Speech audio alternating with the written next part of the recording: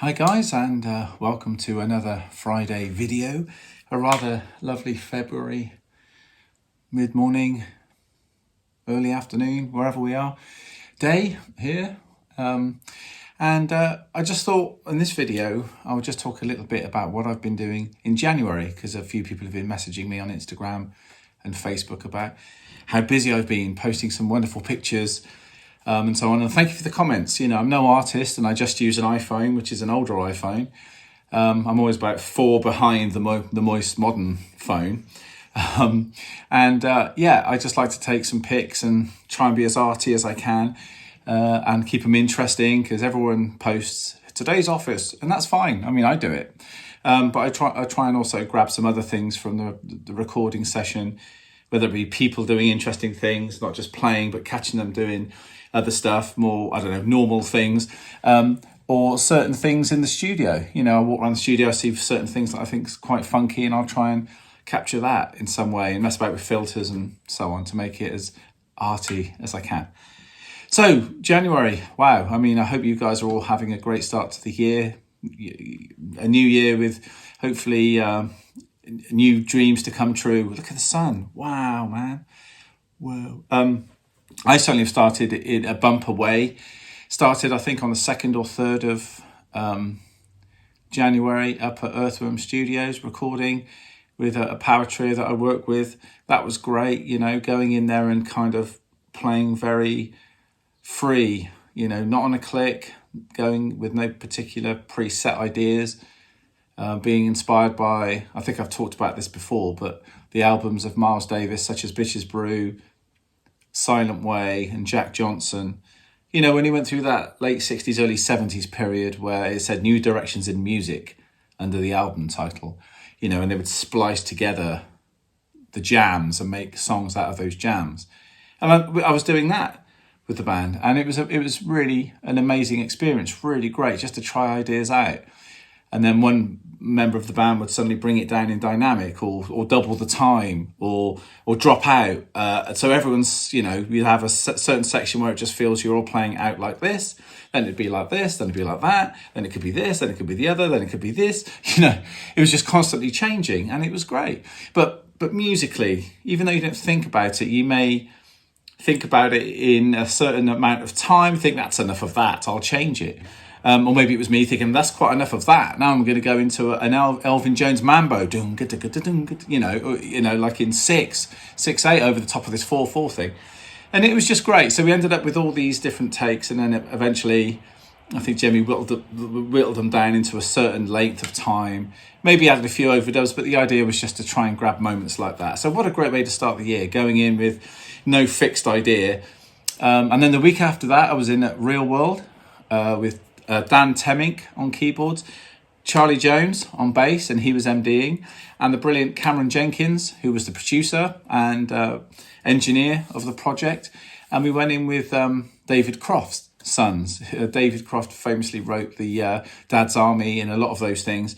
And his sons, Nick and John, invited us into the studio 2 years ago now, maybe, or maybe a year ago, to start work on this album of this wonderful material that the pair of them have written. Just really, really great. It's along the line of James Taylor, a bit Neil Young at times, a bit Glenn Campbell, you know, and Cameron got us in on the session, and this is the 3rd one we've done, and the album's really coming together. So from that kind of freeform thing, going into more song-based stuff, being sent the MP3s, making the charts out, and maybe writing out a few ideas for drum grooves that I'd like to play, and also drum sounds. And on a few of the sessions, I used I'm pointing at the canvas you can't see, but the canvas of my Ludwig 1968 Super Classic. I took that along for the first session, but for the last 2, I've used my DW, because I can make my DW sound vintage with the right tuning and stuff. And I just think it gives me more options than the Super Classic. So I took that along and used it, and we did maybe 4 songs over the week, and it was just just wonderful. They stay at Real World on site, and we all live local, so we can travel there. And all the staff are just wonderful, and I can't say enough good things. It's one of the greatest studios in the world. And when we were there, Peter was there working on some new material, so he was in and out, coming up and speaking to Charlie. And Robert Plant was there, and Robert Plant was coming into our session and saying hi and hanging out, listening to stuff. It was just, you got to sort of pinch yourself and think, my God, I'm living at the same time as these legends. Aren't I lucky? And then I think I had 2 days at NARM Studios, in Holt, which is kind of my go-to base for my drum lessons and for band rehearsals. And of course, we know many famous people have been through those doors as well. Van Morrison, Robert Plant, Susie Sue, Magic Numbers, loads of different people. I think even Dave Grohl's been in there. I'm sure there was a story about many, many years ago, Dave Grohl doing a rehearsal in there. I think it was that hazy. Maybe somebody could let me know if that's right. But I'm sure he'd been in there for something way before he was famous, obviously. Way, way, way before. And I went in there, and I can't remember what the session was for. I've done some Little Men sessions, obviously, which is Nick's band I'm in. And we'll be actually recording at Real World in March, doing some stuff, which I'll let you know about. And I'll probably do some filming and stuff for that as well. But we're working on an album, basically, and getting some demos up together to take to Real World. So we'll have 2 albums, if you like. One that we record at Real World with, obviously, $1 million desk and everything. And obviously the brilliant one at NARM that we're doing. So there'll be 2 different albums, demos. Anyway, it's a whole thing that we're working on, so more about that. But yeah, I was there working on some material. And then from there, I went straight in to 2 weeks, basically, with 69 Hertz Voodoo, which is Xavier's project, a French guy that I met through Steve Evans. Steve Evans, I've talked about before. He's got the amazing Fortress studio, which is over in Melksham, which is an incredible space. It always reminds me of The Warehouse. If any of you have seen the film Purple Rain, and he's rehearsing the band The Time in their space in the movie, I think that the Revolution are rehearsing at First Avenue, the club, or maybe it was just a studio, I don't know. But when the clips for The Time rehearsing, when The Time's rehearsing with the dancers and Vanity 6 and all that business, they're definitely, or Apollonia rather, they're definitely in this like warehouse environment. And this is just what Steve's got. It's amazing, a massive space that he can do sort of pre-production stuff and everything. And we recorded there. I used the DW kit. So I've had some lovely comments on those posts. That's fantastic. So thank you, everybody. Actually, on all of the posts. And that was with Chris Turtell on guitar. He came in for 3 or 4 days, and we were tracking drums and guitar together. And then me, Steve and Xavier did the other 7 or 8 days. Can't remember, it was quite a while. Just doing tracking drums. And this was kind of, the songs were more set out, kind of. There was obviously, intros versus choruses. There was a plan, but every now and again, Steve would say, we may extend this, this one we're working on now, Rob, isn't quite ready. It's almost there, but, we're still sort of thinking which bits we might want to drop out. And because everything's done to click, it's all copy and paste and da-da-da-da. It's really easy to move arrangements around. Xavier was an amazing musician, and a great cook as well. He made some great food.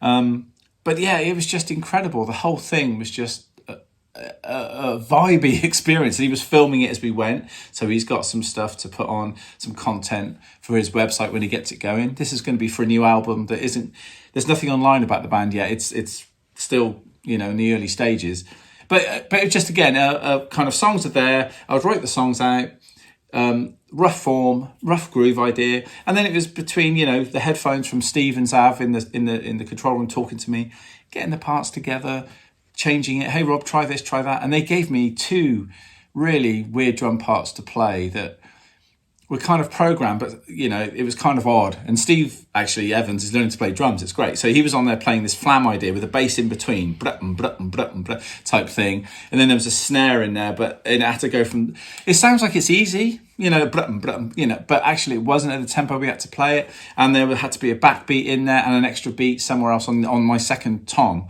Floor tom, because I used a 16 and an 18 floor tom, as you'll see in the pics and would have seen in the pics, and I used a 13-inch rack tom, 22 bass, and a variety of DW snares. I think I use my Ludwig 400 snare as well.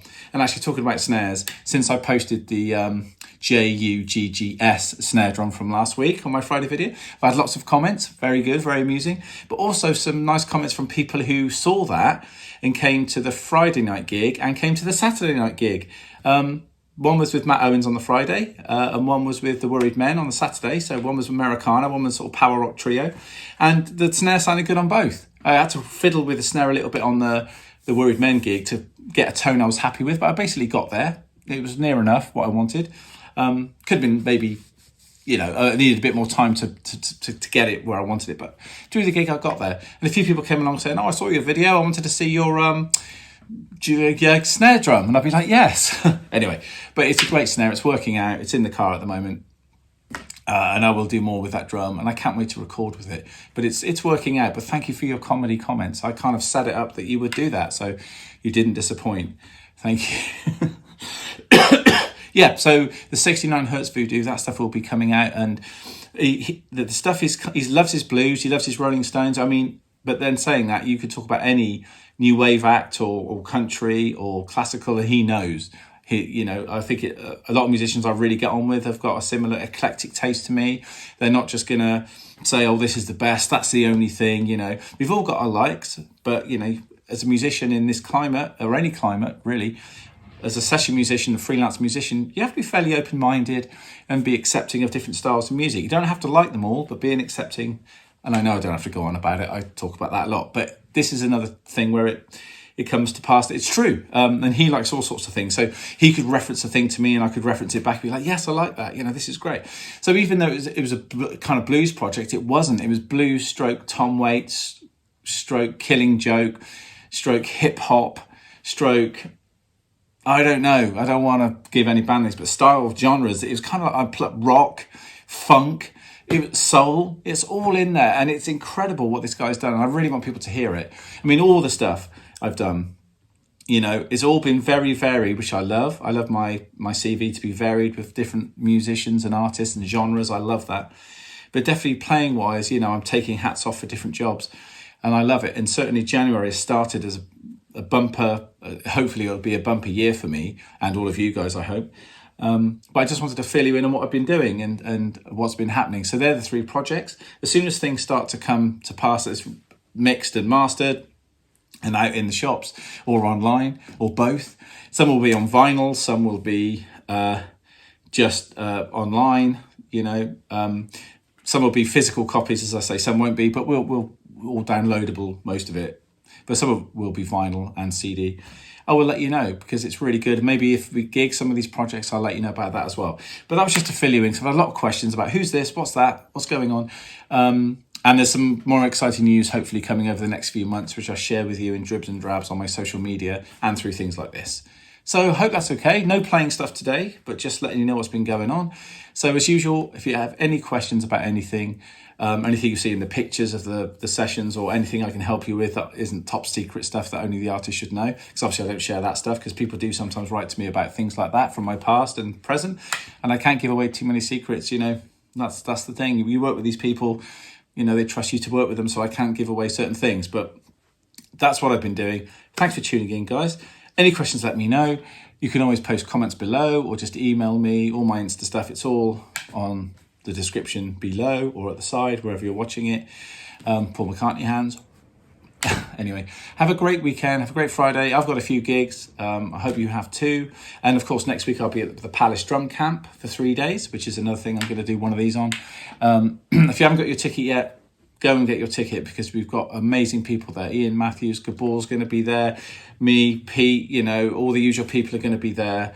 So go and grab your ticket if you haven't got one yet. If it hasn't sold out, I need to speak to Matt Green about that. It may well have sold out. I don't know. But if not, go and check it out. So I'm just whittling on now. So have a great Friday. Have a great weekend. I'll see you on my Tuesday video. So take care, guys. Thanks for tuning in and see you soon.